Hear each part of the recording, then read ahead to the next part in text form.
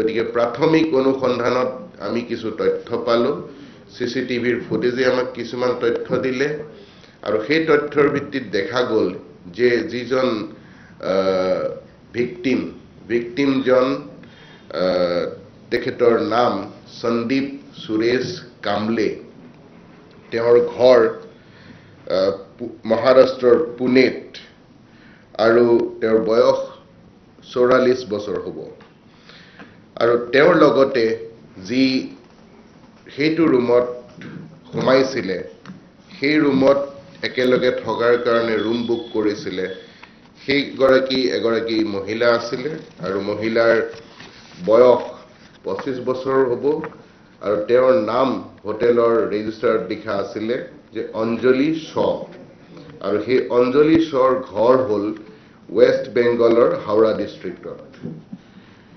আমি যেতিয়া অনুসন্ধান অব্যাহত ৰাখিলোঁ সেই অনুসন্ধান অব্যাহত ৰাখোতে দেখা গ'ল যে সেইটো ৰুমত প্ৰৱেশ কৰিছিলে আৰু এজন তৃতীয় ব্যক্তি সেই তৃতীয় ব্যক্তিৰ চাল চলন আমি CCTVৰ পৰা আৰু বেলেগ আমাৰ উৎসৰ পৰাও যেতিয়া সংগ্ৰহ কৰিলোঁ তেতিয়া দেখা গ'ল যে সেই তেনেকুৱা এজন ব্যক্তি 124 নম্বৰ ৰুমত আছিলে আৰু সেই 124 নম্বৰ ৰুম কোনে বুক কৰিছে সেইটো চোৱাত দেখা গ'ল যে সেই ৰুমটো বুক হৈছিলে এজন ব্যক্তিৰ নামত যাৰ নাম আছিলে বিকাশ কুমাৰ শ তেওঁৰ বয়স 23 বছৰ আৰু তেওঁৰো ঘৰ ৱেষ্ট বেংগলৰ হাওৰা ডিষ্ট্ৰিক্টত গতিকে এটা কানেকশ্যন ইতিমধ্যে এষ্টাব্লিছ হ'ল যে দুজন ব্যক্তি যাক আমি সন্দেহ কৰিছোঁ এই ঘটনাটোৰ লগত জড়িত বুলি তেওঁলোকৰ নাম আমাৰ হাতত আহিলে তেওঁলোকৰ CCTV ফুটেজ আমাৰ হাতত আহিলে আৰু তেওঁলোক দুয়োগৰাকীয়ে যিহেতু ৱেষ্ট বেংগলৰ গতিকে তেওঁলোকে এজনে সিজনক চিনি পায় বুলি আমি এটা সিদ্ধান্তত উপনীত হ'লোঁ যিহেতু সন্দেহজনক ব্যক্তি দুজন ইতিমধ্যে হোটেলৰ পৰা ওলাই গৈছে CCTV ফুটেজত দেখা গ'ল যে তেওঁলোক তাৰ পৰা হোটেল ত্যাগ কৰিছে ঘটনা সংঘটিত কৰি তাৰ পিছত আমাৰ ৱেষ্ট গুৱাহাটী পুলিচ টিম অতি সক্ৰিয় হ'ল আৰু সক্ৰিয় হোৱাৰ ফলতে আমি আমাৰ যেটো নেক্সট ষ্টেপ হ'ল আমি ৰেলৱে ষ্টেচন আমাৰ এয়াৰপোৰ্ট এইখিনি যেতিয়া তথ্য পাতি চালোঁ এয়াৰপোৰ্টৰ তথ্যত দেখা গ'ল যে সেই অঞ্জলি শ আৰু বিকাশ শৰ নামত যোৱাকালি 9:15 যিখন ইণ্ডিগো ফ্লাইট আছে সেই কলকাতালৈ সেই ইণ্ডিগো ফ্লাইটত টিকেট কাটি থোৱা আছে গতিকে ৱেষ্ট গুৱাহাটী পুলিচ টিম অতি সক্ৰিয় হৈ আমাৰ বৰঝাৰ আউটপোষ্টৰ যি ইনচাৰ্জ আছে সঞ্জীৱ খণ্ডিকৈ তেওঁৰ টিমে 5:45 মানত এই সন্দেহযুক্ত ব্যক্তি দুজনক এয়াৰপোৰ্ট সোমোৱাৰ আগে আমাৰ নাকা লগাই আটক কৰি যেতিয়া পুলিচে ইণ্টাৰোগেশ্যন আৰম্ভ কৰিলে পুলিচৰ ইণ্টাৰোগেশ্যনত দুইজনে স্বীকাৰ কৰিলে যে তেওঁলোক কলকাতাৰ পৰা আহিছে ৰেডিশ্যনত আছিলে আৰু তেওঁলোকে এই ঘটনাটো সংঘটিত কৰিছে আমাৰ যেহেতু ইনভেষ্টিগেশ্যনত আমি গম পালোঁ যে সন্দেহজনক ব্যক্তি দুগৰাকী আমাৰ অভিযুক্ত তাৰ পিছত আমাৰ অনুসন্ধান আগবাঢ়িলে যে কিয়নো এই ঘটনাটো সংঘটিত হ'ল বা কেনে এই ঘটনাটো সংঘটিত হ'ল আমাৰ সাস্টেইনড ইণ্টাৰোগেশ্যনত আমি এতিয়ালৈকে যিখিনি তথ্য পাইছোঁ সেই তথ্য মতে দেখা গ'ল যে এই যিজন ভিকটিম পুনেৰ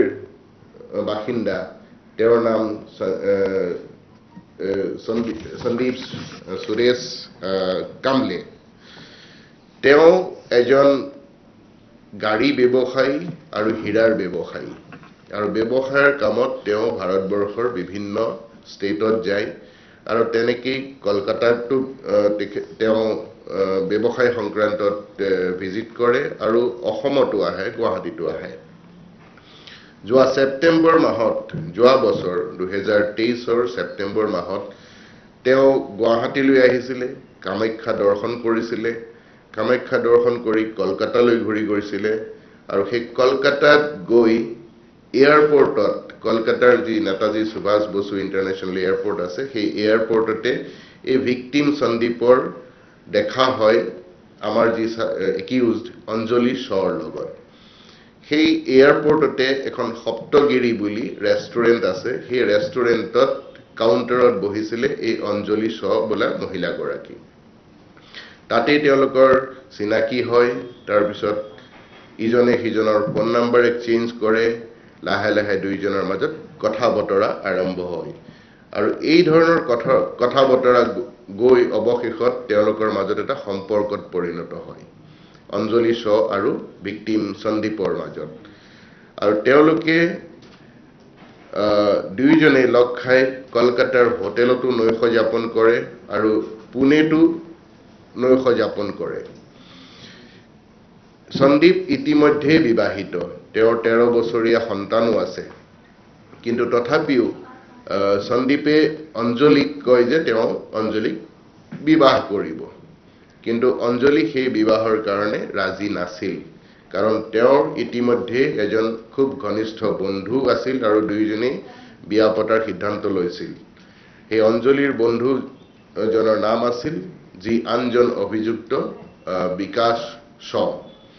এই অঞ্জলি শ্ব'ৰ অৰিজিনটো হ'ল বিহাৰৰ কিন্তু জন্মসূত্ৰে তেওঁ কলকাতাৰে বাসিন্দা আৰু এই বিকাশ শ্ব অৰিজিনটো হ'ল উত্তৰ প্ৰদেশৰ কিন্তু তেওঁ জন্মসূত্ৰে কলকাতাৰে বাসিন্দা যেতিয়া ভিক্টিম সন্দীপে বিবাহৰ কাৰণে জোৰ দিলে অঞ্জলিক আৰু তেওঁ খুব দামী দামী গিফ্টটো উপহাৰ দিয়ে শেষত গৈ অঞ্জলিয়ে তেওঁক এভয়েড কৰিব ধৰিলে যিমানে অঞ্জলি এভয়েড কৰিব ধৰিলে সন্দীপক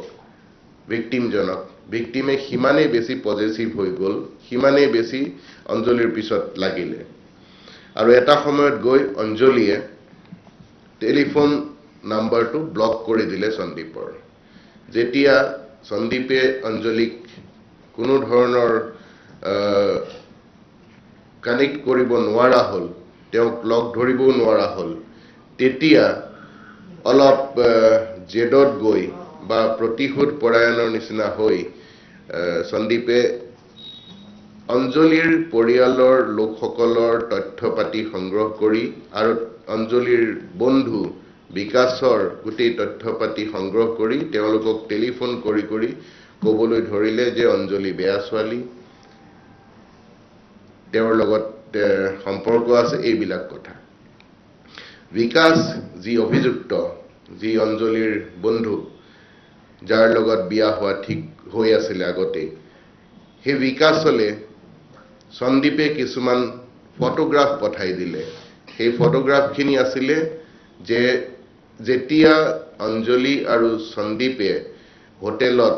নৈশ যাপন কৰিছিল সেই কেইটা দিনৰ কিছু ঘনিষ্ঠ মুহূৰ্তৰ কিছু ফটোগ্ৰাফ এই ফটোগ্ৰাফখিনি যেতিয়া অঞ্জলিৰ বন্ধু বিকাশলে পঠাই দিলে বিকাশ আৰু অঞ্জলিৰ মাজৰ যিটো সম্পৰ্ক আছিল সেই সম্পৰ্কটো অলপ ফাট মেলে কিন্তু তথাপিও দুয়োৰে মাজত পুনৰ বুজাবুজি হয় আৰু তেতিয়া দুয়ে ঠিক কৰে যে সন্দীপৰ হাতত যিখিনি ফটোগ্ৰাফ আছে সেই ফটোগ্ৰাফখিনি কেনেকে লৈ আনিব পৰা যায় তেওঁলোকে ঠিক কৰিলে যে অঞ্জলিয়ে পুনৰ লগ পোৱাৰ বাহানাত সন্দীপক কলকাতালৈ মাতিব কলকাতালৈ মাতি প্ৰথম অঞ্জলি যাব লগ পাব আৰু তেতিয়াই অলপ সময়ৰ পিছতে গৈ অঞ্জলিৰ বন্ধু বিকাশ উপস্থিত হ'ব বিকাশ আৰু অঞ্জলিয়ে দুয়ো মিলি সন্দীপক ওভাৰ পাৱাৰ কৰি তাৰ পৰা মোবাইল যিকেইটা মোবাইল তাৰ লগত পোৱা যাব সেইকেইটা কাঢ়ি লৈ আনিব যাতে সেই ঘনিষ্ঠ মুহূৰ্তৰ ফটোগ্ৰাফবিলাক সম্পূৰ্ণভাৱে তেওঁলোকৰ হস্তগত হয় এই ধৰণেৰে প্ল্যান কৰি প্ৰথমে অঞ্জলিয়ে ভিক্টিমক কলকাতাৰ হোটেললৈ মাতিলে কিন্তু ইমান দিন মোবাইল ফোন ব্লক কৰি থোৱাৰ পিছত আকৌ খুলি যেতিয়া সন্দীপক মাতিলে সন্দীপৰ কিছু সন্দেহ হ'ল আৰু তেওঁ ক'লে যে মই কলিকতাত নহয় মই গুৱাহাটীত লগ পাম কাৰণ সন্দীপৰ বিশ্বাস যে অঞ্জলিৰ লগত তেওঁৰ প্ৰথম চিনাকি হৈছিল যেতিয়া কামাখ্যা দৰ্শন কৰি গুৱাহাটীৰ পৰা কলিকতালৈ গৈছিল গতিকে শেষত অঞ্জলিও মান্তি হ'ল যে গুৱাহাটীতে লগ পোৱা যাব বিকাশক ক'লে যে দুইজন বিকাশ আৰু অঞ্জলি কলিকতাৰ পৰা আহিব সন্দীপ যেতিয়া হোটেলত অঞ্জলিৰ লগত থাকিব তেতিয়া বিকাশে সেই হোটেলত উপস্থিত হৈ তেওঁলোকে যি ধৰণে প্ল্যান কৰিছে সেই প্ল্যান কৰা মতে সন্দীপক ওভাৰপাৱাৰ কৰি মোবাইল গিটা হস্তগত কৰিব সেই প্ল্যান কৰা মতে যোৱাকালি সন্দীপ পুনেৰ পৰা আহি গুৱাহাটীত উপস্থিত হ'ল ফ্লাইটেৰে সন্দীপে যোগাৰ কৰি দিয়া টিকেটেৰে অঞ্জলি কলিকতাৰ পৰা আহি বৰঝাৰত উপস্থিত হ'ল দুয়ো বৰঝাৰত লগ পালে আৰু বিকাশ বেলেগ এখন ফ্লাইটেৰে কলিকতাৰ পৰা আহি বৰঝাৰত উপস্থিত হ'ল সন্দীপ আৰু অঞ্জলিয়ে ৰেডিশ্যনত আগৰ পৰাই ৰুম বুক কৰি থৈছিলে সেই ৰুমত গৈ উপস্থিত হ'ল অঞ্জলিয়ে বিকাশক জনাই দিলে যে তেওঁলোক ৰেডিশ্যনৰ 922 নম্বৰ ৰুমত থাকিব বিকাশেও সেইমতে হোটেলত উপস্থিত হৈ তেওঁ ৰুম বুক কৰিলে 10th ফ্লোৰত এই ভিকটিম আৰু অঞ্জলি আছিল 9th ফ্লোৰত আৰু বিকাশ 10th ফ্লোৰত উপস্থিত হৈ 124 নম্বৰ ৰুম তেওঁ নিজৰ কাৰণে ললে আগতে প্ল্যান কৰা ধৰণেৰে অঞ্জলিয়ে 922 নম্বৰ ৰুমৰ দৰজাখন অলপ খুলি থৈছিলে হোটেলৰ কোঠাত যেতিয়া অঞ্জলি আৰু সন্দীপ উপস্থিত হ'ল তাৰ আধা ঘণ্টা মানৰ পিছতে বিকাশ নিজৰ ৰুমৰ পৰা ওলাই 922 নম্বৰ ৰুমত সোমায়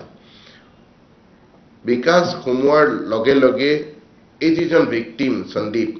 তেওঁ বিকাশক চিনি পালে আৰু দুয়োৰে মাজত তেতিয়া হতাহতি আৰম্ভ হ'ল সেই হতাহতিত দুইজন